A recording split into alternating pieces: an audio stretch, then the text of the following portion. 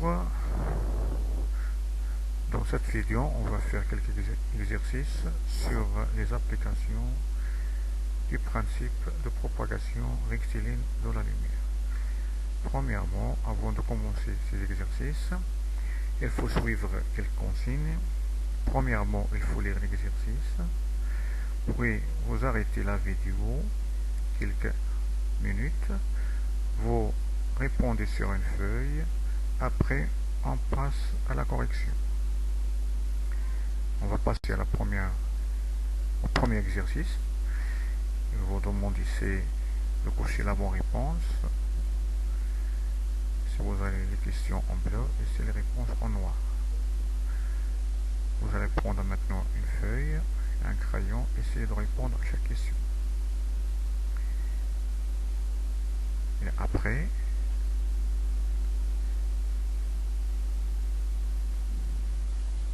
vous faites marcher la vidéo, puis on va passer à la correction. Et pour la correction de la première question, il y a la chambre noire dont une image d'un objet lumineux et cette image soit renversée. Droite, ça veut dire en arabe, Mu'tadila,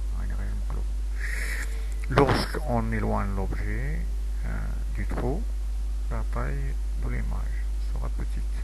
C'est la bonne réponse. Lorsque le diamètre du trou est trop petit, l'image devient plus nette. C'est la bonne réponse.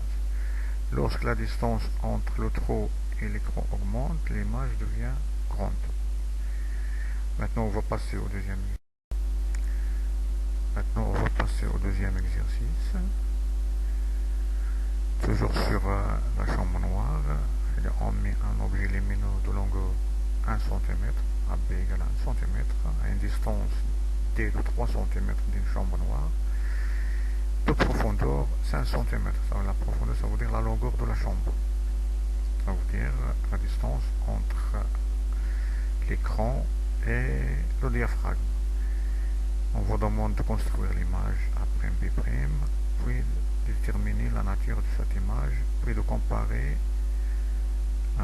l'image et l'objet. Ça veut dire la distance A', B' et la distance AB. Et là, vous allez prendre une feuille, vous arrêtez la vidéo. Vous avez entre 5 et 10 minutes pour répondre. Puis, après, on va faire marcher la vidéo pour voir la correction. Et on a ici l'énoncé de l'exercice. Suivant les données, on a AB égale à 1 cm. La distance de 3 cm entre la chambre noire et l'objet. La profondeur de la boîte égale 5 cm. Pour répondre à la première question, ça veut dire on va appliquer le principe de propagation rectiligne de la lumière. On va tracer un rayon ici de point A vers la chambre, un deuxième qui est ici de point B vers l'écran. Et là, vous voyez que les deux rayons se croisent dans le trou. Si par exemple vous avez dessiné le rayon vert par exemple de telle façon qu'il se croise à l'intérieur, c'est faux.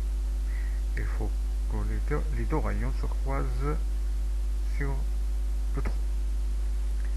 Après, on va schématiser notre image. Et donc, vous voyez que l'image est renversée et que la distance A', B' est supérieure à la distance AB. On voit bien que l'image est plus grande que l'objet. La taille de l'image est supérieure à la taille de l'objet. On va passer au troisième exercice, ça concerne les ombres. Vous allez seulement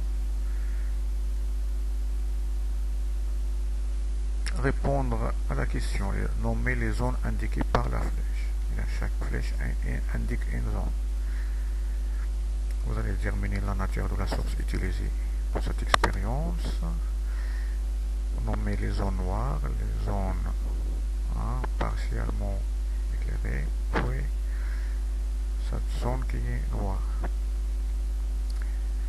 De la même façon, vous avez entre 3 minutes et 5 minutes pour répondre. Vous allez arrêter la vidéo, puis après on va passer à la réponse. Et pour la correction, on a ici la source utilisée, c'est une source étendue. Parce qu'il a une distance qui sépare les deux sources. Si on a l'ombre propre, ici le grand d'ombre, ici l'ombre portée, ici c'est la pénombre. Ici on vous demande de remplir le vide. L'exercice ça concerne les éclipses. De la même façon vous allez lire l'exercice et vous allez répondre sur une feuille. Vous allez arrêter la vidéo de la même façon. Oui. Dans quelques minutes, vous allez faire marcher la vidéo. Bon. Regardez la correction. On passe à la correction. Ici, on va mettre la lune. Ici, le soleil. Ici, la terre. Ça veut dire pour avoir une éclipse solaire, il faut que la lune se situe entre le soleil et la terre. Et que ces trois astres soient alignés. De la même façon pour la deuxième question, ça concerne l'éclipse lunaire. Il faut que la Terre se situe entre le Soleil et la Lune et que ces trois astres soient aussi alignés. Merci pour votre attention. À une autre vidéo.